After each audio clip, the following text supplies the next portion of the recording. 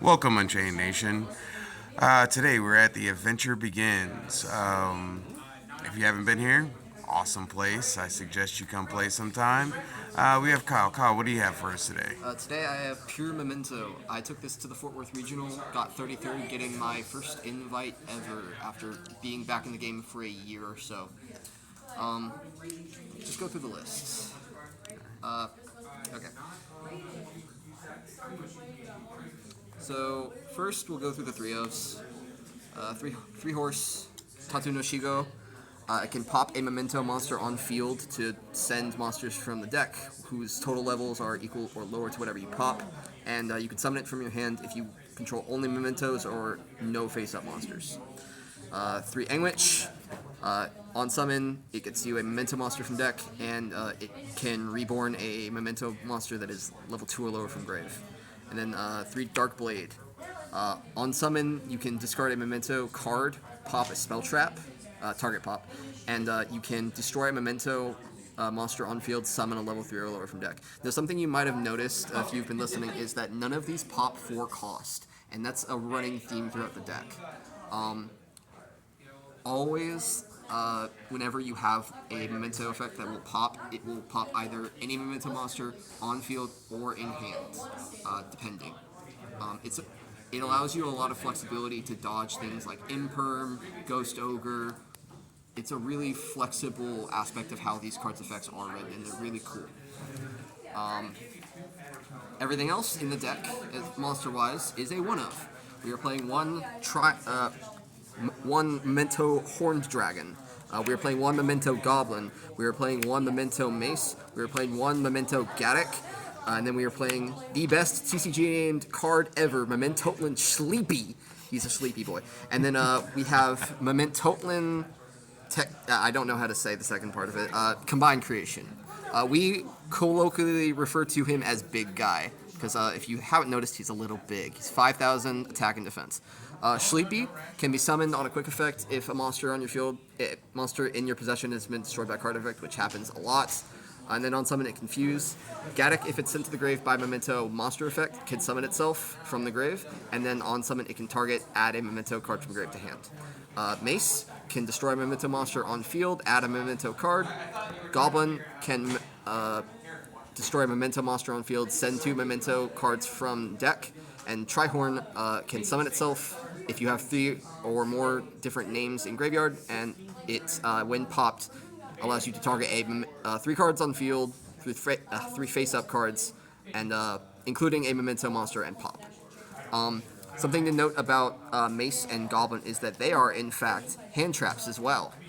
If you control Combined Creation on field, Mace is a quick effect Change of Heart, and Goblin, on a quick effect, provides targeting protection for all Memento monsters for the rest of the turn. And then we have, of course, Big Guy himself. Big Guy can summon himself from hand to grave by shuffling back 5 different names from hand to grave. If he's the only monster you control, he can attack everything once per turn, and if your opponent activates a card or effect, you can summon a Memento monster from hand to grave. If you want, I can show you some of the basic combos, but for now, let's just get through everything else. You might notice something very interesting about this deck, and it's that we are on a very low hand trap count for that purpose. Let me grab these. We are on 2 Infinite Impermanences. We are on 1 Veiler, 1 Ghost Ogre, 3 Droll, and 2 Ash. It's a very strange ratio, but it has a purpose. This build was explicitly made to go first. You are giving up some advantage going second, but when you see the side deck, you'll see why. The end goal was just to have at least 2 of every hand trap that I deemed really important. Droll, I think, is a very strong hand trap in this format. Even if it's not stopping things like U-Bell, it at least will curtail what they do significantly, especially if you hit them on, like, say, a Terraforming or even a Throne. So we want to have at least 2 of each important hand trap, because, well, you'll see in a moment. And then we have one final monster, which you might be somewhat surprised to see. It's Shadal Falco. Shadal Falco is a fusion target for something you'll see in a moment. It's everybody's favorite card to see. We all love it. But the only thing that's really meaningful is that it's a level 2 and it's a Shadal. Next on to the spells. So for the one-ofs, we have Crosby, rest in peace, Tenpai, be gone, I hate you. One Rhoda, the only Rhoda target in this deck is Darkblade, but that's all you really need. One Crossout, we hate hand traps. One Field Spell, the only rarity upgrade in the tins, oh boy. The only thing that's really important here that I need to explain is the Field Spell, and it's got a couple of different effects. One, during end phase, you can set a Memento spell trap from grave if a Memento monster that you control is destroyed by battle or card effect, and I believe this one specifies that you have to control it, so it has to be on field. You can target that monster in graveyard, summon a Memento monster from hand or grave with a lower level. And then the last one that people get caught off guard by is if a Memento monster battles, your opponent cannot activate spells or traps until the end of damage step. Very important to keep in mind. Next we have 3 Bone Party. The ability to, say, chain Bone Party is worth anything that this deck costs. 2 Triple Tactics Talent. 3 Crossouts. This is why we are on that weird hand trap ratio. And then 3 Fusion.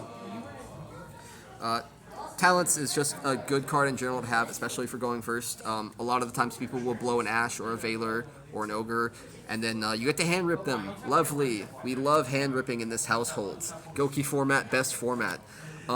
Next we have the Memento spells and traps. Well, spells, and then we'll get to traps later. Bone Party is a quick play spell that allows you to destroy a Memento monster on field or in hand, and then either add to hand or summon in defense a Memento monster from deck with a different name. And this is the card you want to see. This is the God card. It sets your hand up for combo. It is Imperm Veiler Dodge. It is a way to deal with Ash Blossom. It's a way to deal with Ogre. It's genuinely so strong, and at least in my opinion, it's one of the best cards in the deck. It sets up for combo. It's almost a way with this card, interaction can sometimes make things better. If someone Veilers you on a Darkblade, you can Bone Party, and now not only have you dodged the Veiler, you can summon Sleepy. Darkblade will resolve, pop Sleepy, and now you can not only chain block Anwitch effect to add. You don't even have to send Gaddock, but we'll get to that. Next is Fusion. So Fusion is a quick play fusion. You've seen plenty of these already. It has 2 effects. The first is that during the main phase, and that's a very important clause, you have to be mindful of that, you can fusion summon any monster, including a Memento monster. And then the special part is if a monster in your possession, so hand or field, has been destroyed by card effect this turn, you can shuffle back from graveyard as material. This is one of the main engine drivers of the deck. It allows you to recycle from graveyard. It allows you to run fewer Memento fusions in the extra deck, giving you a lot more space. It also helps you dodge interaction, Imperm, Veiler, Ogre, really fun stuff. You also note that it does not specify that you need to fusion summon a Memento fusion monster. We'll be getting to that, trust me. It also has a second effect, where during your turn, during your main phase, I believe it is. During your main phase, you can banish for cost this card from graveyard, pop any monster on field, any monster on your field, to add a Memento spell trap. So that can be Fusion, that can be Bone Party, that can be the field spell, and it can be something else that we'll be getting to in a moment. These cards are incredibly important. You want to see them as much as possible, and that's why Bone Party is a $30 card. Onto the 2 traps. First, everybody's favorite, Tikaboo. We love to see it. We hate Yubel in this household. We hate Tenpai in this household. We hate Fiendsmith in this household. And then the last one, the archetypal continuous trap, Cranium Burst. Cranium Burst is a ridiculous card. If you thought Nightmare Pain was bad, don't worry, it gets worse. While this is face up on the field, any monster that your opponent controls that can attack must attack a Memento monster with the highest attack on field.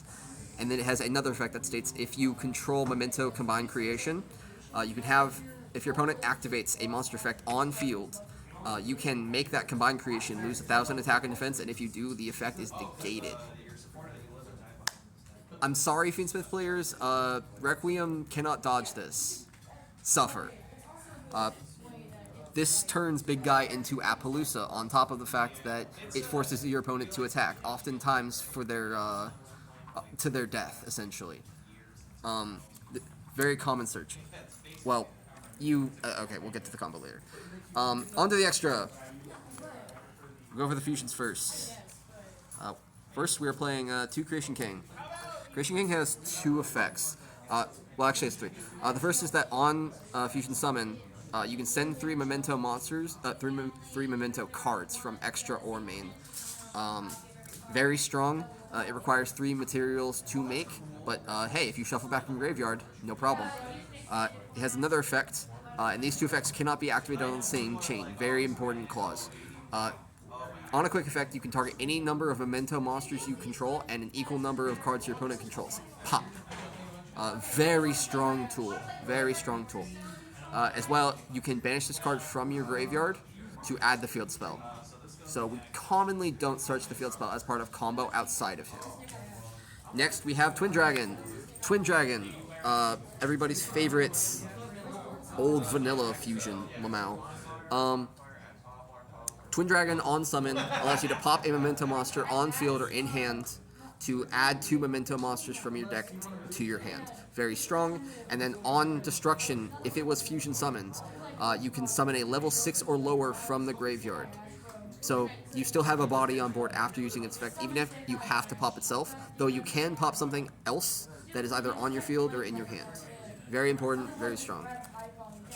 Next we have 2 other fusions. First we have Baphomet. Baphomet is a surprising addition for most people when they face this deck. The main reason it's played is sequence, essentially. You make it off of sequence. Although I have hard made it once. On summon, you can bin a Beast, Fiend, or Illusion from deck, and then if it's in your graveyard, you can banish it for cost to summon a Beast, Fiend, or Illusion from your banish zone. Oh, banishment, my bad, Konami. Outside of itself, of course. That would be broken. And then, everybody's favorite fusion, El Shaddai Winda. Remember Falco? Yeah, that's why this is here. Winda is such a ridiculously broken card in this current format. If you do make it, and a lot of the times you will make it, if you do it at the right point, it can just end someone's turn. Tenpai, if you chain it to summon Genroku, dead turn. Chain it to summon Chundra, dead turn. If you're against a Fiendsmith player, chain it to summon Lurie, dead turn. At that point in time, unless they have something weird like a Droplet or a Book of Eclipse, that game is just over, flat out. It's worth the hoops that you have to jump through to make it. Next up, we have the 1 singular XYZ monster, Typhon. Typhon is just a going second tool. Sometimes you can't quite get enough gas on board to do things, but Typhon can get you there. And depending on what deck you're playing against, that might just be enough. On to the links. First, we have everybody's favorite link to Closed Moon. After that, we have everybody's other favorite link to Sequence. Sequence, you just shuffle back Closed Moon and then either Horse or Sleepy to make Baphomet, which requires a Beast, and it requires 2 different monsters with different types among Beast, Fiend, and Illusion. After that, we have some of your standard stuff. IP Masquerena, SP Little Knight, Herald of Mirage Lights. It doesn't come up super commonly, but when it does come up, it can be really strong. This just requires 2 monsters with the same type and attribute, and you can pitch a fairy monster from hand to negate the activation and effect of a spell or trap. Evenly matched? Nope, not in this household. And in case you're wondering, the fairy that we do get is Mace, which normally is added to hand during combo. So you typically will have something to pitch off of this. You're not depending on hand traps or anything like that for a target for this. After that, we have Cross Sheep. Once again, doesn't come up super common in Pure, but on occasion it can come up and it can do some really big work. After that, we have Celine, pretty standard. Then Access Code Talker, pretty standard. If you don't know what these do, look it up. And then the final one, the hilarious one, we make Sprint. This is how we get Falco Engrave. Yeah, it's really annoying and stupid, but it's hilarious. On to the side. This deck can struggle to go second for the obvious reason of we are on 9 hand traps in a modern Age of Yu-Gi-Oh! So we're loading up on going second cards. 2 Thrusts, 2 Droplet, 3 Dark Ruler, 3 Evenly. You have to have a quarter century one. It'll always come up. I shouldn't need to explain what this does. After that, we have some one-ofs. First, we have some thrust targets. Black Goat is underrated in this format specifically. And then we have Scattershot.